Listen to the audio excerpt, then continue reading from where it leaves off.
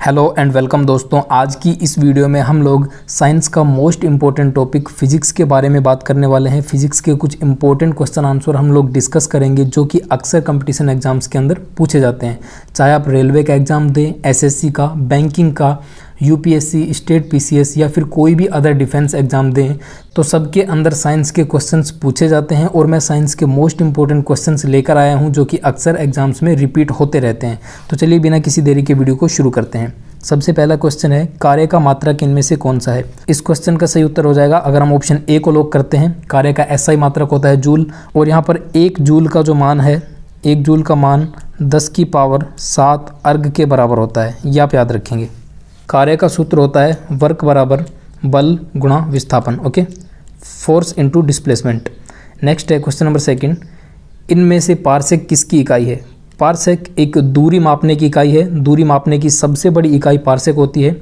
आकाशगंगा, ग्रह, उपग्रह आदि की जो दूरियां हैं ये पारसेक या प्रकाश वर्ष से नापी जाती हैं। प्रकाश द्वारा 1 वर्ष के अंदर तय की गई दूरी होती है प्रकाश वर्ष, और प्रकाश 1 सेकंड के अंदर 3 लाख किलोमीटर की दूरी तय करता है।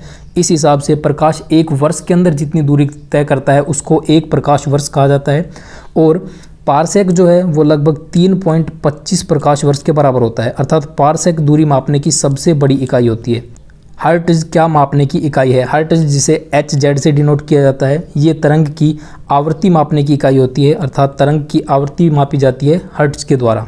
मात्रकों की अंतर्राष्ट्रीय पद्धति कब से लागू की गई। मात्रकों की अंतर्राष्ट्रीय पद्धति जिसे हम लोग इंटरनेशनल सिस्टम या SI यूनिट बोलते हैं वो लागू की गई थी सन 1971 के अंदर, और इसके अंदर टोटल 7 मूल मात्रक और 2 संपूरक मात्रक लिए गए हैं। ये आप याद रखेंगे। अगला क्वेश्चन है, एक खगोलीय इकाई इनमें से किससे संबंधित है। एक खगोलीय इकाई जिसे कि एस्ट्रोनॉमिकल यूनिट या AU के नाम से जाना जाता है, ये सूर्य और पृथ्वी के बीच की औसत दूरी के बराबर होती है। ओके, सूर्य और पृथ्वी के बीच की जो औसत दूरी है जो कि लगभग 15 करोड़ किलोमीटर है। ओके, 15 करोड़ किलोमीटर के आसपास। तो ये जो दूरी है ये एक एस्ट्रोनॉमिकल यूनिट या एक खगोलीय इकाई के बराबर होती है। इनमें से कौन एक सदिश राशि नहीं है। यहाँ पर आप देख सकते हैं संवेग जो है ये होता है द्रव्यमान इंटू में वेग, तो वेग एक सदिश राशि है इसलिए संवेग भी सदिश राशि होगी।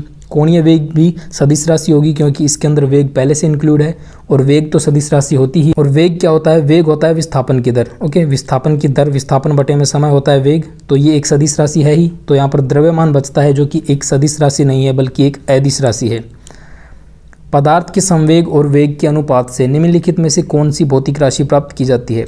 प्रत्यक्ष को प्रमाण की कोई ज़रूरत नहीं होती, तो आप देख सकते हो संवेग और वेग का अनुपात पूछा है हमसे। संवेग क्या होता है, द्रव्यमान इंटू में वेग अपॉन में वेग, इसका अनुपात ही पूछा है। तो वेग से वेग कैंसिल हो जाएगा, क्या बचा, द्रव्यमान। तो इससे हमें कौन सी भौतिक राशि प्राप्त होगी, द्रव्यमान। नेक्स्ट है क्वेश्चन नंबर 8, चलती हुई बस या ट्रेन में जब अचानक ब्रेक लगती है तो उसमें बैठे हुए यात्री आगे की दिशा में झुक या गिर जाते हैं। इनमें से किस कारणों से ऐसा होता है। ये जो कारण है ये है न्यूटन का गति का पहला नियम। ओके, न्यूटन का गति का पहला नियम जो कि जड़त्व का नियम होता है। इसी वजह से जब ट्रेन या बस में यात्री बैठे हुए थे तो वो स्थिर अवस्था के अंदर थे। जैसे ही ट्रेन चलती है उनका शरीर स्थिर अवस्था में रहने का प्रयास करता है, इस वजह से वो पीछे की ओर झुक जाते हैं। ओके, इसका कारण है न्यूटन का गति का पहला नियम जिसे जड़त्व का नियम भी बोलते हैं। और अगर हमसे यहाँ पूछता है कि ये किस जड़त्व के कारण हुआ है, तो राइट आंसर होगा स्थिर अवस्था के जड़त्व के कारण, क्योंकि शरीर पहले किस अवस्था में था, स्थिर अवस्था में था। सो राइट आंसर होगा न्यूटन की गति का पहला नियम। रॉकेट का सिद्धांत निम्नलिखित में से किस पर कार्य करता है। रॉकेट का सिद्धांत न्यूटन की गति के तीसरे नियम पर कार्य करता है। न्यूटन की गति का तीसरा नियम ये बताता है कि अगर हम किसी चीज़ पर क्रिया लगाते हैं तो वो चीज़ विपरीत दिशा में प्रतिक्रिया लगाती है। जैसे कि बंदूक से गोली चलने पर जब गोली आगे की तरफ जाती है तो उतना ही फोर्स हमारे हाथ पर पीछे की तरफ लगता है। इसका मतलब ये हुआ कि जब हम किसी भी चीज़ पर बल लगा रहे हैं तो वो चीज़ वापस विपरीत दिशा के अंदर बल लगाती है। इसे ही क्रिया प्रतिक्रिया का नियम कहा जाता है, और ये होता है न्यूटन की गति का तीसरा नियम। नेक्स्ट है, यदि हम ध्रुवों से भूमध्य रेखा अर्थात विषुवत रेखा की ओर जाते हैं तो जी के मान में आपको बताना है कि बढ़ता है, घटता है, या फिर कोई भी परिवर्तन नहीं होता, या 45 डिग्री अक्षांश तक बढ़ता है। ठीक है, ये तो बिल्कुल गलत है, परिवर्तन तो अवश्य होगा। जब हम ध्रुवों से भूमध्य रेखा अर्थात विषुवत रेखा की ओर जाते हैं तो जी का मान क्या होगा, घटेगा। तो ऑप्शन नंबर बी राइट होगा। इसके पीछे का रीज़न आप जान लो कि जो जी होता है इसका सूत्र होता है कैपिटल G m/r²। ओके।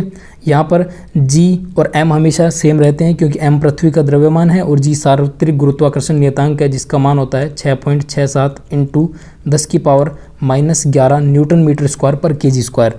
सो G और M तो हमेशा सेम रहेंगे। R जो है, देखो R से हमें यहाँ पर क्या फ़र्क पड़ेगा, आप जानते हैं कि पृथ्वी जो है वो बिल्कुल गोल नहीं है, वो इस तरह से है जियोड टाइप में। ओके, तो यहाँ पर जो त्रिज्या है भूमध्य रेखा या विषुवत रेखा पर त्रिज्या थोड़ी ज़्यादा है और ध्रुवों पर त्रिज्या थोड़ी सी कम है। R कम होगा तो G का मान ऑटोमेटिकली इंक्रीज हो जाएगा क्योंकि G प्रोपोर्शनल टू 1/r है यहाँ पर। सो इस वजह से ध्रुवों पर G का मान अधिक होता है और भूमध्य रेखा या विषुवत रेखा पर G का मान कम होता है। सो राइट आंसर होगा कि जब हम लोग ध्रुवों से भूमध्य रेखा की ओर जाएंगे तो G का मान घटता है। क्वेश्चन नंबर 11, कोई भी व्यक्ति पृथ्वी के धरातल की तुलना में चंद्रमा की धरातल पर अधिक ऊंचा क्यों उछल सकता है? इसका मेन रीज़न है कि चंद्रमा पर जो गुरुत्वाकर्षण है वो कम है पृथ्वी की तुलना में, इस वजह से त्वरण कम होता है। जो चंद्रमा पर गुरुत्वाकर्षण है वो पृथ्वी के गुरुत्वाकर्षण का 1/6 है। ओके, इस वजह से जब गुरुत्वाकर्षण कम होगा तो उसका भार भी कम होगा क्योंकि भार क्या होता है, भार होता है mg। जब G का मान कम होगा तो भार में क्या हो जाएगी, ऑटोमेटिक कमी हो जाएगी। इसी वजह से जो पृथ्वी पर गुरुत्वाकर्षण कम होने की वजह से वहाँ पर कोई इंसान आसानी से अधिक ऊंचाई तक उछल सकता है। इनमें से किस तापमान पर जल का घनत्व अधिकतम होता है? इनमें से 4 डिग्री सेल्सियस टेम्परेचर पर जल का जो घनत्व होता है, डेंसिटी होती है, वो मैक्सिमम होती है। इसके पीछे का रीज़न क्या है कि 0 डिग्री जहाँ पर बर्फ़ जमी होती है 0 डिग्री पर, 0 डिग्री से जब हम लोग 4 डिग्री सेल्सियस तक गर्म करते हैं पानी को तो इसके आयतन में कमी होती है और 4 डिग्री सेल्सियस से आगे की तरफ जब हम जाते हैं 100 डिग्री सेल्सियस की तरफ तो इसके आयतन में फिर से वृद्धि होना शुरू हो जाती है। तो 4 डिग्री सेल्सियस एक ऐसा टेम्परेचर है जहाँ पर पानी का जो आयतन है वो निम्नतम होता है और आयतन निम्नतम अर्थात घनत्व मैक्सिमम, क्योंकि घनत्व का मतलब होता है द्रव्यमान अपॉन आयतन। तो जैसे जैसे आयतन में कमी होगी इसका घनत्व क्या होगा, बढ़ेगा। और 4 डिग्री सेल्सियस पर जल का आयतन जो होता है वो निम्नतम होता है, इसी वजह से 4 डिग्री सेल्सियस पर जल का घनत्व मैक्सिमम हो जाता है। उम्मीद करता हूं दोस्तों आपको सारे क्वेश्चन अच्छे से समझ में आ रहे होंगे और मैंने इस वीडियो के अंदर जितने भी क्वेश्चन लिए हैं सारे के सारे क्वेश्चन अक्सर एग्जाम्स में रिपीट होते हैं और आने वाली परीक्षाओं के अंदर भी इनमें से क्वेश्चन ज़रूर पूछे जाएंगे, तो आप इनको अच्छे से याद कर लेना और वीडियो को लास्ट तक ज़रूर देखना। तैराक को नदी की तुलना में समुद्र में तैरना आसान होता है। इसके पीछे का मेन कारण ये है कि जो समुद्र के पानी का घनत्व होता है वो नदी की तुलना में क्या होता है, ज़्यादा होता है। तो नदी के पानी की तुलना में समुद्र के पानी का घनत्व अधिक होने की वजह से तैराक आसानी से समुद्र में तैर सकता है, क्योंकि यदि किसी द्रव का घनत्व अधिक है तो वो उत्प्लावन बल भी नीचे से अधिक मात्रा में लगाएगा, जिस वजह से व्यक्ति आसानी से तैराक जो है वो आसानी से समुद्र के जल में तैर पाएगा। इनमें से किस कारण से बादल वायुमंडल में तैरते हैं? जाहिर सी बात है, बादलों का जो घनत्व होता है वो निम्नतम होता है। ओके, इस वजह से बादल आसानी से वायुमंडल के अंदर तैर पाते हैं। सो ऑप्शन नंबर ए को हम लोग करेंगे। हवाई जहाज़ में फाउंटेन पेन से स्याही बाहर निकल आती है, इसके पीछे क्या कारण है? जब भी कोई व्यक्ति हवाई जहाज़ के अंदर जाता है और यदि उसकी जेब के अंदर फाउंटेन पेन रखा हुआ है तो इसकी स्याही बाहर आ जाती है और उसके सारे कपड़े ख़राब हो जाते हैं। इसके पीछे का रीज़न ये है कि जैसे जैसे हम लोग ऊंचाई पर बढ़ते हैं तो ऊंचाई पर बढ़ने पर क्या होता है, वायुमंडलीय दाब में कमी आती है। सो पेन के अंदर का जो दाब है वो वायुमंडलीय दाब से अधिक हो जाता है, जिस वजह से स्याही जो है वो पेन के अंदर से बाहर की तरफ आ जाती है। सो इसके पीछे का रीज़न है कि ऊंचाई बढ़ने से वायु दाब में कमी होती है। ऑप्शन नंबर ए होगा राइट आंसर। साबुन के बुलबुले के अंदर का दाब इनमें से होता है। साबुन के बुलबुले के अंदर का दाब वायुमंडलीय दाब से अधिक होता है, इसी कारण साबुन का बुलबुला जो है वो जल्दी से टूटता नहीं है। सो राइट आंसर होगा वायुमंडलीय दाब से अधिक होता है, वायुमंडलीय दाब से अधिक होता है। ऑप्शन नंबर सी होगा करेक्ट आंसर। इनमें से सूर्य पर ऊर्जा का निर्माण होता है, अर्थात सूर्य पर ऊर्जा के निर्माण होने की मुख्य प्रक्रिया क्या है? सो अगर हम लोग ऑप्शन नंबर सी को लॉक करते हैं, नाभिकीय संलयन, तो ये हमारा बिल्कुल सही उत्तर होगा, क्योंकि जो हमारा सन है, सूर्य है, उसके अंदर लगभग 70% तक हाइड्रोजन है और 30% के आसपास वहाँ पर हीलियम पाई जाती है, क्योंकि हाइड्रोजन के 2 परमाणु मिलकर हीलियम का निर्माण करते हैं, हीलियम के नाभिक को बनाते हैं। सो इसी वजह से वहाँ पर संलयन अभिक्रिया होती है, जिसमें हाइड्रोजन के परमाणु मिलकर हीलियम के नाभिक में बदलते हैं और एनर्जी को रिलीज करते हैं। सो सूर्य पर ऊर्जा का जो मुख्य स्रोत है वो क्या है? नाभिकीय संलयन।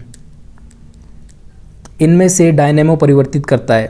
सो आप देख सकते हैं यहाँ पर डायनेमो जो है वो यांत्रिक ऊर्जा को विद्युत ऊर्जा में परिवर्तित करने का काम करता है। ऑप्शन नंबर ए होगा करेक्ट आंसर।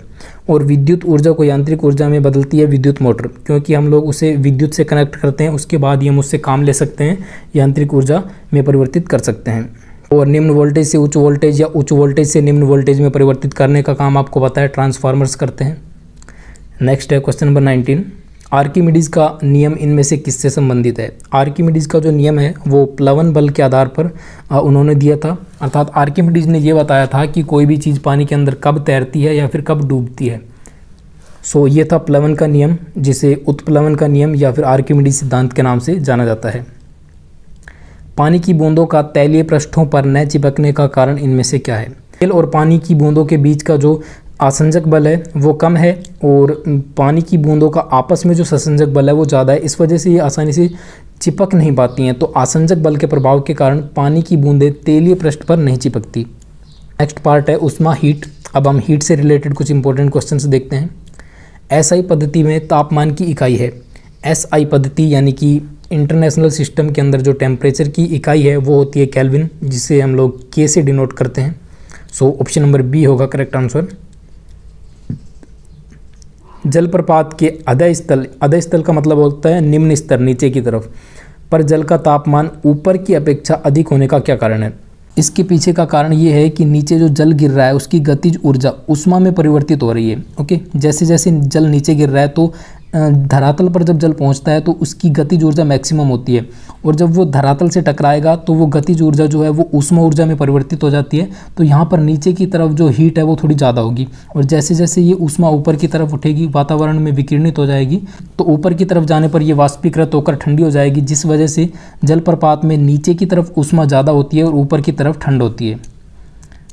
नेक्स्ट क्वेश्चन है, ठंडे प्रदेशों में पारा के स्थान पर अल्कोहल को तापमापी द्रव के रूप में वरीयता दी जाती है, ऐसा क्यों है?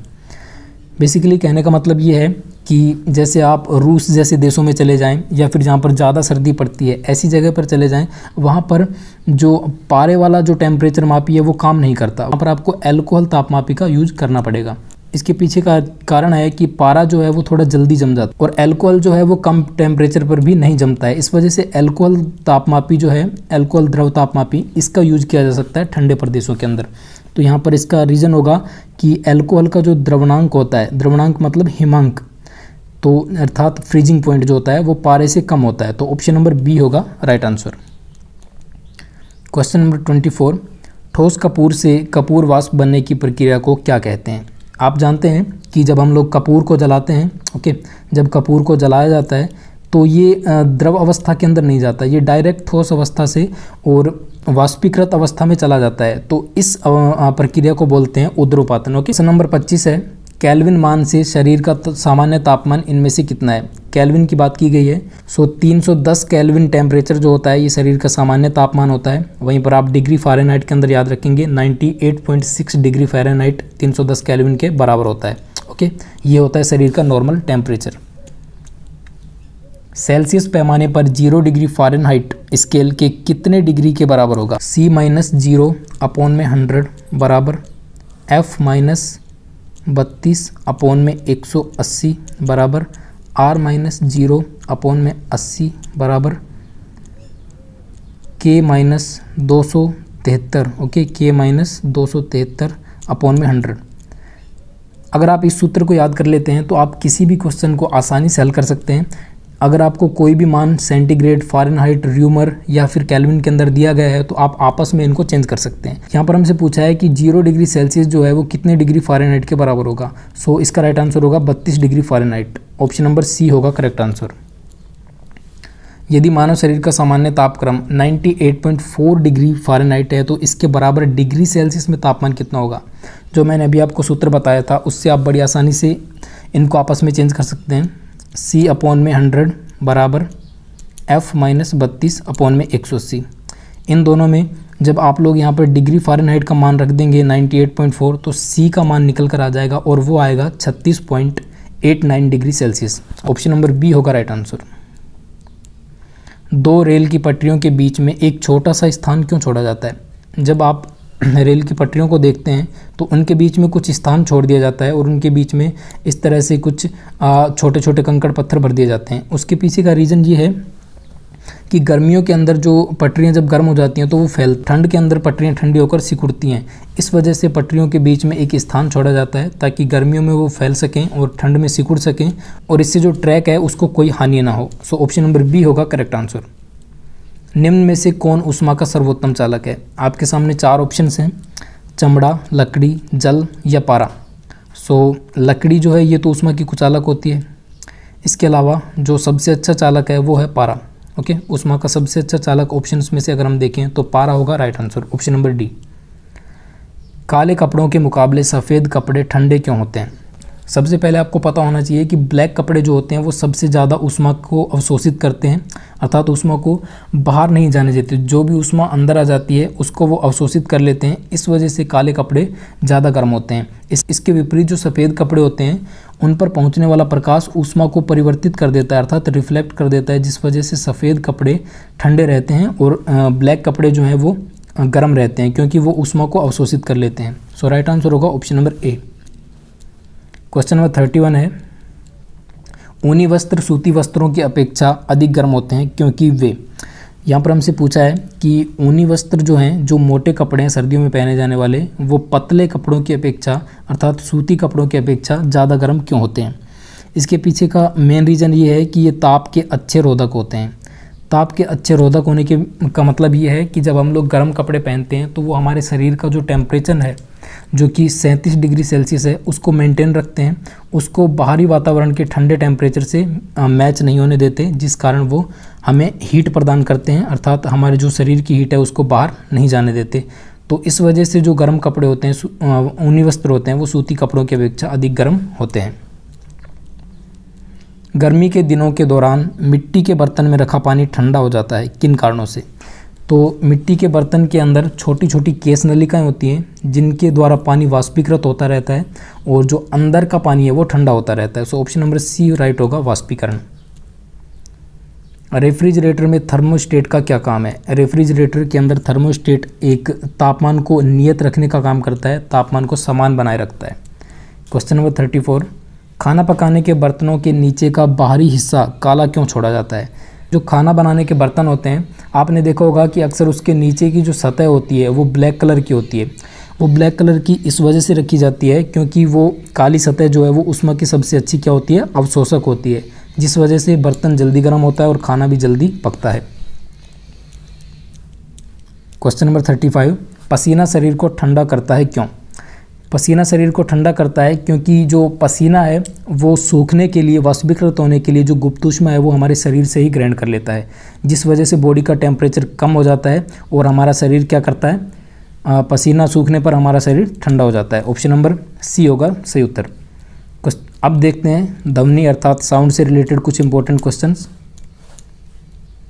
ध्वनि तरंगों की प्रवृत्ति इनमें से होती है। ध्वनि तरंगे जो होती हैं वो अनुदैर्घ्य प्रकृति की होती हैं, अर्थात इसमें जो तरंग की दिशा है वो कण की प्रवाहित होने की दिशा के समानांतर होती है। ओके, तो ये होती है अनुदैर्घ्य तरंगे और ये ध्वनि तरंगे अनुदैर्घ्य प्रकृति की ही होती हैं।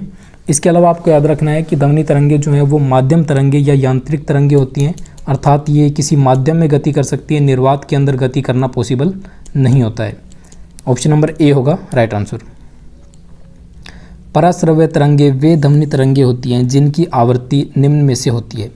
पराश्रव्य तरंगे जिनको हम लोग अल्ट्रासोनिक वेव्स भी बोलते हैं, इनकी आवृत्ति बेसिकली 20,000 हर्ट्ज अर्थात 20 किलो हर्ट्ज बोल सकते हैं। ठीक है, 20 किलो हर्ट्ज से अधिक आवृत्ति होती है तो वो होती हैं पराश्रव्य तरंगे या अल्ट्रासोनिक वेव्स। और 20 से 20,000 हर्ट्ज की जो आवृत्ति होती है, 20 हर्ट्ज से लेकर 20,000 हर्ट्ज, ये होती हैं श्रव्य तरंगे जिनको हम लोग ऑडिबल बोल सकते हैं, ऑडिबल वेव्स जिनको अपने कानों द्वारा हम लोग सुन सकते हैं। और 20 हर्ट्ज से कम आवृत्ति की तरंगों को इंफ्रासोनिक बोलते हैं जिनको अवश्रव्य तरंगे हिंदी के अंदर बोला जाता है। और 20,000 हर्ट्ज से अधिक पराश्रव्य कहलाती हैं। नेक्स्ट है क्वेश्चन नंबर 38, अवश्रव्य तरंगों की आवृत्ति इनमें से होती है।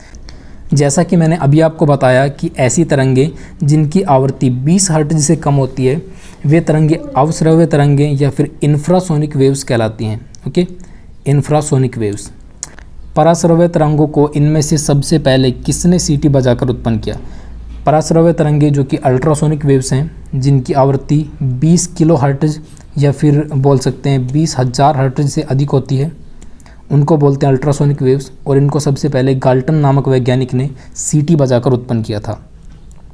क्वेश्चन नंबर 40, कीड़े मकोड़ों को घरों से दूर भगाने के लिए प्रयोग में लाया जाने वाला ध्वनि तरंग है। यदि हम लोग घरों के अंदर अल्ट्रासोनिक वेव्स को फ्लो करते हैं तो इससे घर में उत्पन्न होने वाले जो कीड़े मकोड़े हैं वो घर से दूर भाग जाते हैं, क्योंकि इनको अल्ट्रासोनिक वेव्स जो हैं वो इनको इरिटेट करती हैं। ऑप्शन नंबर डी राइट होगा, अल्ट्रासोनिक वेव्स। निम्न में से किस में ध्वनि सबसे तेज़ गति से चलती है? जैसा कि मैंने आपको बता दिया था कि ध्वनि तरंगे जो होती हैं ये यांत्रिक या माध्यम तरंगे होती हैं। माध्यम जितना ज़्यादा डेंस होगा, जितना ज़्यादा सघन होगा, ध्वनि तरंगे उतनी ही तेज़ गति से चल पाएंगी, उतनी ही तेज़ गति से ट्रैवल करेंगी। इनमें से आप देख सकते हैं स्टील जो है वो सबसे ज़्यादा मजबूत या सबसे ज़्यादा सघन माध्यम है। स्टील के अंदर ध्वनि सबसे तेज़ गति से प्रवाहित होती है और निर्वात के अंदर जो ध्वनि तरंगे हैं वो संचारित नहीं हो सकती। अगला क्वेश्चन है, ध्वनि या ध्वनि प्रदूषण इनमें से किसके द्वारा मापा जाता है? ध्वनि प्रदूषण डेसिबल के द्वारा मापा जाता है, क्योंकि ध्वनि को जो मापने की इकाई है वो डेसिबल होती है। नेक्स्ट क्वेश्चन है, स्टेथोस्कोप ध्वनि के किस सिद्धांत पर कार्य करता है? स्टेथोस्कोप के बारे में आप सब जानते हैं। जब आप लोग डॉक्टर के पास जाते हैं तो डॉक्टर आपके दिल की धड़कन जिस चीज़ से चेक करता है वो होता है स्टेथोस्कोप, और ये ध्वनि के परावर्तन के सिद्धांत पर कार्य करता है। ऑप्शन नंबर बी होगा करेक्ट आंसर। दोस्तों हमारा अगला टॉपिक है प्रकाश या लाइट। लाइट से रिलेटेड कुछ इंपॉर्टेंट क्वेश्चंस देखते हैं। प्रकाश तरंग इनमें से किस प्रकार की तरंग है? प्रकाश तरंग एक अनुप्रस्थ तरंग होती है, अर्थात इसमें कण विस्थापन की दिशा जो है वो तरंग की दिशा के लंबवत होगी। ओके, इस तरह से चलती हैं जो तरंगे, उनको बोलते हैं अनुप्रस्थ तरंगे। और प्रकाश तरंग इसी प्रकार की एक तरंग है और इसको चलने के लिए किसी भी माध्यम की आवश्यकता नहीं होती, इसलिए इसको विद्युत चुंबकीय तरंगों के नाम से भी जाना जाता है। अर्थात प्रकाश तरंग जो है वो निर्वात में भी गति कर सकती है। प्रकाश का वेग इनमें से किस में सबसे अधिक होता है? राइट आंसर होगा, अगर हम लोग ऑप्शन नंबर बी को सेलेक्ट करते हैं तो हमारा उत्तर बिल्कुल सही होगा, क्योंकि प्रकाश का वेग निर्वात में सबसे अधिक होता है। निर्वात का अर्थ होता है वैक्यूम। ओके, वैक्यूम अर्थात जहाँ पर कुछ भी चीज़ अवेलेबल नहीं है, वहाँ पर वायुमंडल तक अवेलेबल नहीं है, वो चीज़ होती है निर्वात। वेग प्रकाश का सबसे ज़्यादा निर्वात के अंदर होता है। पूर्ण सूर्य ग्रहण अधिकतम समय तक हो सकता है। देखिए ये क्वेश्चन मोस्ट इंपॉर्टेंट है। इस तरह के क्वेश्चन जो बड़े लेवल के एग्जाम्स होते हैं उनमें अक्सर पूछे जाते हैं, जैसे कि यूपीएससी या स्टेट पीसीएस। तो पूर्ण सूर्य ग्रहण का जो अधिकतम समय होता है वो होता है 460 सेकंड। ओके, अगर हम लोग 460 सेकंड अगर हम लोग इसे मिनट के अंदर बदलेंगे तो लगभग 7.5 मिनट के आसपास आता है टाइमिंग। तो इससे ज़्यादा समय तक कभी भी सूर्य ग्रहण नहीं लगता। और सूर्य ग्रहण लगने के पीछे का कारण तो आपको पता ही है कि सूर्य के चारों तरफ पृथ्वी परिक्रमा करती है और पृथ्वी की परिक्रमा करता है चंद्रमा, और जब चंद्रमा सूर्य और पृथ्वी के बीच में आ जाता है तो चंद्रमा की परछाई पृथ्वी पर पड़ती है, जिस वजह से हमें सूर्य दिखाई नहीं देता, और इसी को हम लोग सूर्य ग्रहण के नाम से जानते हैं। क्वेश्चन नंबर 47 है, चंद्रमा से पृथ्वी तक आने में प्रकाश को लगभग कितना समय लगता है? चंद्रमा से पृथ्वी तक पहुंचने में प्रकाश को 1.25 सेकंड का समय लगता है। इसे आप लोग खुद भी कैलकुलेट कर सकते हो, क्योंकि पृथ्वी से और चंद्रमा के बीच की दूरी है 4,84,400 किलोमीटर। ओके, ये है पृथ्वी से चंद्रमा के बीच की दूरी। और जो लाइट की स्पीड होती है, प्रकाश की जो गति होती है वो होती है लगभग 3 लाख किलोमीटर पर सेकेंड। ओके, तो 1 सेकंड में 3 लाख किलोमीटर तय करेगी। तो जो 1,84,400 किलोमीटर है वो 0.25 सेकंड में कवर कर लेगी। तो 1.25 सेकंड के अंदर चंद्रमा से पृथ्वी तक सूर्य का प्रकाश पहुंच जाता है। क्वेश्चन नंबर 48 है, इंद्रधनुष इनमें से किस कारण से बनता है? इंद्रधनुष बनने के पीछे 2 मेन रीज़न होते हैं। पहला तो है अपवर्तन और दूसरा है परावर्तन। ओके, जब प्रकाश की किरण पानी की छोटी छोटी बूंदों से टकराती है तो अपवर्तित होती है सबसे पहले, उसके बाद इसका परावर्तन होता है। इस वजह से इंद्रधनुष का निर्माण होता है। ऑप्शन नंबर सी राइट होगा, अपवर्तन और परावर्तन। क्वेश्चन नंबर 49 है, मृगमरीचिका बनाने वाली परिघटना को क्या कहा जाता है? मृगमरीचिका बनाने वाली परिघटना पूर्ण आंतरिक परावर्तन के कारण होती है। ऑप्शन नंबर सी होगा राइट आंसर, पूर्ण आंतरिक परावर्तन या total internal reflection. Question number 50 है और आज की हमारी वीडियो का लास्ट क्वेश्चन है कि पेट या शरीर के आंतरिक अंगों के अन्वेषण के लिए प्रयुक्त तकनीक जो कि एंडोस्कोपी होती है वो किस पर आधारित होती है? शरीर के आंतरिक भागों को देखने के लिए जो एंडोस्कोपी की जाती है वो होती है पूर्ण आंतरिक परावर्तन की परिघटना पर आधारित। ऑप्शन नंबर बी होगा correct answer, total internal reflection. उम्मीद करता हूं दोस्तों आपको सारे ही क्वेश्चन अच्छे से समझ में आए होंगे और ऐसी ही एजुकेशनल वीडियोस के लिए आप चैनल को सब्सक्राइब करके नोटिफिकेशन बेल को ऑन कर लेना ताकि आपको समय पर वीडियोस मिलती रहें। आज के लिए इतना ही दोस्तों, मिलेंगे नेक्स्ट वीडियो में। तब तक के लिए वंदे मातरम, जय हिंद एंड बाय।